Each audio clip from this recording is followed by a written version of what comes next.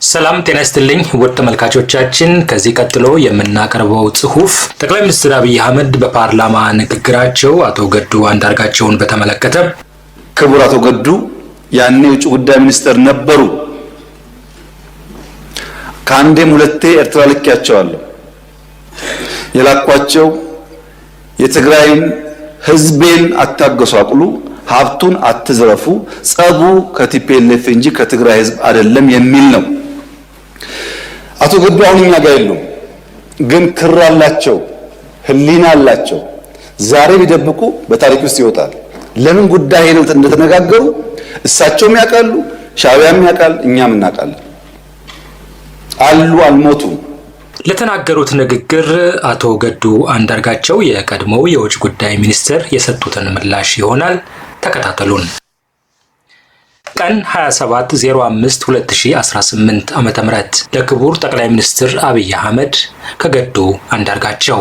ጉዳዩ በፓርላማ ንግግሮ ላይ የኔን ስም ጠርተው ያደረጉትን ንግግር ይመለከታል። ጥር 26 ቀን 2018 ዓ.ም በፓርላማ ቀርበው ባደረጉት ንግግር ከኤርትራ ጋር የተፈጠረውን አለመግባባት መንስኤ በተመለከተ እኔን በማኝነት ቆጥረው ማብራሪያ መስጠቶን ሰዎች ቆርጠው በላኩልኝ የቪዲዮ ቅጂ ተረድቻለሁ። እርስዎ በዚህ ንግግሮ እንደገለጹት ጉዳዩ በታሪክ መዝገብ በአግባቡ ይቀመጥ ዘንድ የነበረው ሁኔታ ምንም አይነት መጨመርም ሆነ መቀነስ ሳያስፈልገኝ በነጻ ህሊና እንድገልጽ የእርስዎ ንግግር አስገድዶኛል። በዚህ መሰረት አንደኛ፣ በእኔ በኩል እንዲህ ባሉ የኤርትራንና የኢትዮጵያን ግንኙነት በሚመለከቱ ጉዳዮች አስተያየት ለመስጠት ፍላጎት አልነበረኝም። ምክንያቱም የእነዚህ ሁለት እህትማማች ሀገሮች የግንኙነት ታሪክ በአብዛኛው በቁርሾ የተሞላ በመሆኑ በጥንቃቄና ኃላፊነት በተሞላበት መንገድ ሊያዝ ይገባዋል የሚል እምነት ስላለኝ የማውቀውን ጉዳይ በመሰለኝ መንገድ ላለመናገር ወስኜ ነበር።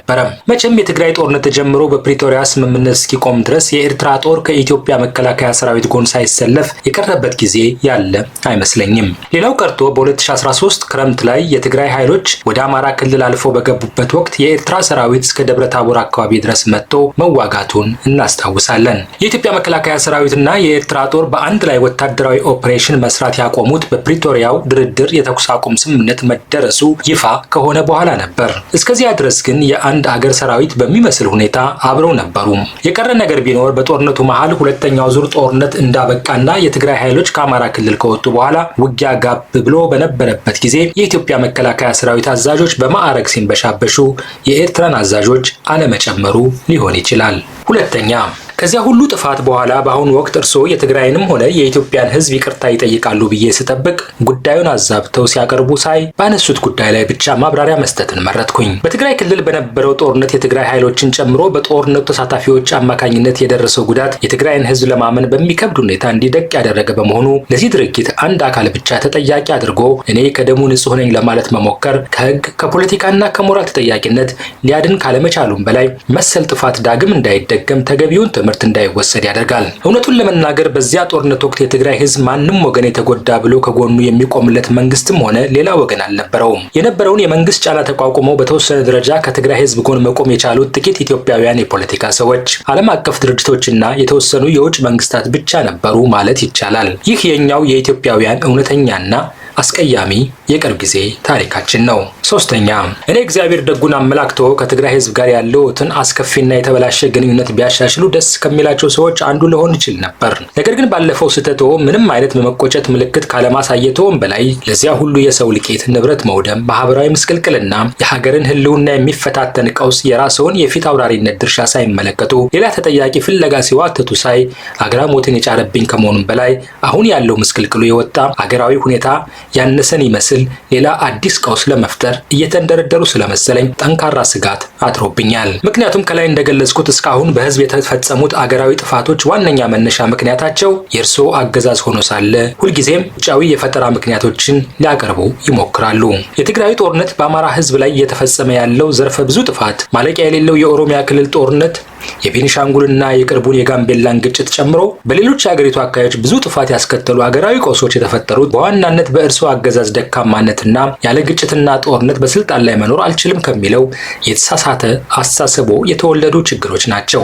ከላይ የተገለጸው አጠቃላይ ሁኔታ እንዳለ ሆኖ እርስዎ በንግግሮ በገለጹት መሰረት እኔ የእርስዎ ልዑክ ሆኜ ወደ ኤርትራ መሄድን በተመለከተ የነበሩ ጥሬ ሀቆችን ወደ ማብራራቱ ልግባ። በመጀመሪያ ደረጃ የትግራይ ጦርነት ከተጀመረ በኋላ እኔ የውጭ ጉዳይ ሚኒስትር እንደነበርኩና በትግራይ በትግራይ ህዝብ ላይ የተፈጸመውን ወንጀል በተመለከተ መልእክተኛዋ ሆኜ ወደ ኤርትራ ተልኬ እንደነበር በፓርላማ ንግግሩ የገለጹት ሙሉ በሙሉ ሐሰት ነው። ይህ የለየለት ቅጥፈት መሆኑን እኔ ብቻ ሳልሆን እርስዎም ቢሆኑ የመዋሸት ሱስ ሆኖበት ካልሆነና በአዲስ መልክ ሊያስፈጽሙት ላቀዱት የጥፋት ፕሮጀክት ህዝብን አወናብዶ ለማነሳሳት ያግዘኛል ብለው ካላሰቡ በስተቀር ሁለቱም ጉዳዮች ለማንኛውም የኢትዮጵያን ፖለቲካ ለሚከታተል ሰው ሁሉ ግልጽ ነው። እኔ ከውጭ ጉዳይ ሚኒስትርነት የተነሳሁት የትግራይ ጦርነት በተጀመረ ማግስት ማለትም ከጥቅምት 25 2013 ዓ.ም ጀምሮ ነው። መቼም ይህን ጉዳይ ይዘነጉታል ተብሎ አይጠረጠርም። አሁንም ሌላ በህዝብና በአገር ላይ ለመፈጸም የሚያውጠነጥኑ የጥፋት አሻጥር ኖሮ ለማምታታት የሚጠቀሙበት ነገር ከሌለ በስተቀር የኔ የውጭ ጉዳይ ሚኒስትርና ወደ ኤርትራ መሄድ የማይገናኙ ጉዳዮች ናቸው። አምስተኛ ከትግራይ ጦርነት ጋር ተያይዞ በህዝብ ላይ የደረሰውን ከፍተኛ ጉዳት በተመለከተ እርስዎ ህዝቤን አታጎሳቁሉ የሚል መልእክት አስይዘው እኔን ወደ ኤርትራ የላኩኝ መሆኑን እንዳረጋግጥ ምስክርነት ጠርተውኛል። ክቡር ጠቅላይ ሚኒስትር ከዚህ ላይም ትልቅ ስህተት ፈጽመዋል። እኔ የማውቀው ሀቅ ከዚህ የተለየ በመሆኑ በዚህ ረገድ ጥሩ ምስክር ልሆኖት አልችልም። እንደ እርስዎ ከእውነት ጋር የተጣላ ሌላ ምስክር ቢፈልጉ ይሻለዎታል። እኔ ስለ ትግራይ ህዝብ ያለዎትን አመለካከት እንድናገር ከፈለጉ የማውቀው እውነት እርስዎ ከተናገሩት በእጅጉ የተለየ ነው። በእውነቱ ለመናገር በዚያን ወቅት የምር ከሚያስቆጣዎትና ሌሎችን እንደ ጠላት እንዲያዩ ከሚያደርጉት ጉዳዮች ውስጥ አንዱና ምናልባትም ዋነኛው የትግራይን ህዝብ በደል ማንሳት ነበረ። ለኔው ለራሴ ያሉኝን ላስታውሰዎት። በ3 ሳምንታት ውጊያ የህወሓትን ኃይል ሰባብረን መቀሌን ተቆጣጥረናል የሚለውን ደስታ ለማብሰር በተጠራው የስራ አስፈጻሚ ኮሚቴ ስብሰባ ላይ የነበረን የግምገማ ሀሳብ መሰረት በማድረግ አንድ ሀሳብ አንስቼ ነበር። ቀርቦ የነበረው ግምገማ የትግራይ ህዝብ በሰሜን እዝ ላይ የተፈጸመው ጥቃትም ሆነ በመከላከያ የተወሰደው የአጸፋ እርምጃ ዱብዳ ሆኖበት ከማንም ወገን ሳይሰለፍ ባይተዋር ሆኖ ጦርነቱን በገለልተኛነት ይመለከት ነበር የሚል ነበር። እኔም በዚሁ የግምገማ ሀሳብ ላይ በመመርኮዝ ህዝቡ እንዲረጋጋ፣ ስርዓተ አልበኝነት እንዳይፈጠር፣ ወታደሩ በአሸናፊነትና በበቀል መንፈስ ህዝብ እንዳያንገላታ ጥንቃቄ መደረግ አለበት፣ ቶሎ ብሎ የሲቪል አስተዳደር እንዲቋቋምና በራሱ ልጆች እንዲተዳደር መደረግም ይኖርበታል፣ በደል የሚደርስበት ከሆነ ህወሓትን ሊናፍቅና እንደገና ሊያጠናክረው ይችላል የሚል ስጋት አዘል አስተያየት አቀረቡ። እርስዎም በመድረኩ ላይ ያነሳሁትን ሀሳብ በአዎንታ ተመልክተው አለፉት። መድረኩ ተጠናቆ ከስብሰባ አዳራሽ እንደወጣን ግን ለብቻ የጠርተው የነገሩኝንና ስለ ትግራይ ህዝብ ያለውትን አመለካከት በትክክል የሚያሳየውን አስተያየቶን ላስታውሰዎት። እንዲህ ነበር ያሉኝ። ትግራዮች ከእንግዲህ ከደረሰባቸው ሽንፈት አገግመው ጠንክረው ሊወጡ ይችላሉ ብለህ አታስብ። እንዳይነሱ አድርገን ሰብረናቸዋል። ብዙ ሰው የትግራይ ህዝብ ይለኛል። የትግራይ ህዝብ ከማን ይበልጣል? እንዳይነሳ አድርገን አድቅቀነዋል። በቀጣይም ይበልጥ እናደቀዋለን። መሸነፍ ከባድ ስለሆነ ከእንግዲህ የምናውቀው ትግራይ ተመልሶ አይመጣም የሚል ነበር። የትግራይ ኃይሎች ከአማራ ክልል ወጥተው ወደ ትግራይ ከተመለሱ በኋላ ዓለም አቀፉ ማህበረሰብ ዘንድ ተደራደሩ የሚል ግፊት እየተጠናከረ በመጣበት ወቅትም የሚከተሉት የድርድር ስልት ትግራይን ቀስ በቀስ እርባና ቢስ ማድረግ እንደሆነ በአደባባይ ስብሰባ ላይ የተናገሩት ሀቅ ነው። እኔ የማውቀውና ስለ ትግራይ ህዝብ ያለውት እውነተኛ አመለካከት ይህ ነው። ስድስተኛ ከፓርላማ ንግግሮ ትንሽ እውነታነት ያለው የኔ ወደ ኤርትራ መሄድ ነው። ቀኑን በትክክል ለማስታወስ ባልችልም ጥር መጀመሪያ አካባቢ 2013 ዓ.ም ላይ አንድ የውጭ ጉዳይ መስሪያ ቤት ባለስልጣን ይዤ የእርስዎን መልእክት ለፕሬዝዳንት ኢሳያስ አፈወርቂ እንዳደርስ ልከውኝ በማግስቱ አስመራ ደርሼ ተመልሻለሁ። የመልእክቱ ጭብጥን በሚከተሉት 3 ጉዳዮች ላይ ያተኮረ ነበር። እነሱም አንደኛ በወያኔ ላይ በጋራ በወሰድነው የተቀናጀ ኦፕሬሽን ለድል በመቃታችን የእንኳን ደስ አለህ የደስታ መግለጫ ለፕሬዝዳንት ኢሳያስ ማስተላለፍ። ሁለተኛ የኢትዮጵያ መከላከያ ሰራዊት አካል የሆነው የሰሜን እዝ ጥቃት በደረሰበት ወቅት ሰራዊቱን ተቀብለው ላደረጉለት እንክብካቤና ኋላም ለመልሶ ማጥቃት እንዲዘጋጅ ላደረጉልን ወንድማዊ ድጋፍ ለኤርትራ መንግስትና ህዝብ ምስጋና ማቅረብ። ሶስተኛ አንዳንድ የወያኔ ደጋፊዎችና የኢትዮጵያንና የኤርትራ መልካም ግንኙነት የማይፈልጉ የውጭ ኃይሎች በተለያዩ ዓለም አቀፍ ድርጅቶችና ሚዲያዎች አማካኝነት ከሰብአዊ መብት ጥሰት ጋር በተያያዘ ሰፊ የስም ማጥፋት ዘመቻ ከፍተውብናል። ይህ ነገር ውሎ አድሮ በሁለታችንም ላይ ጣጣ ሊያመጣብን ስለሚችል የጋራ ጥንቃቄ ልናደርግ ይገባል የሚሉ መልእክቶች ነበር። ለፕሬዝደንቱ የሚቀርቡትን እነዚህን መልእክቶች ከገለጹልኝ በኋላ በእኔ በኩል እንዲጨመር አንድ ጥያቄ አንስቼልዎት ነበር።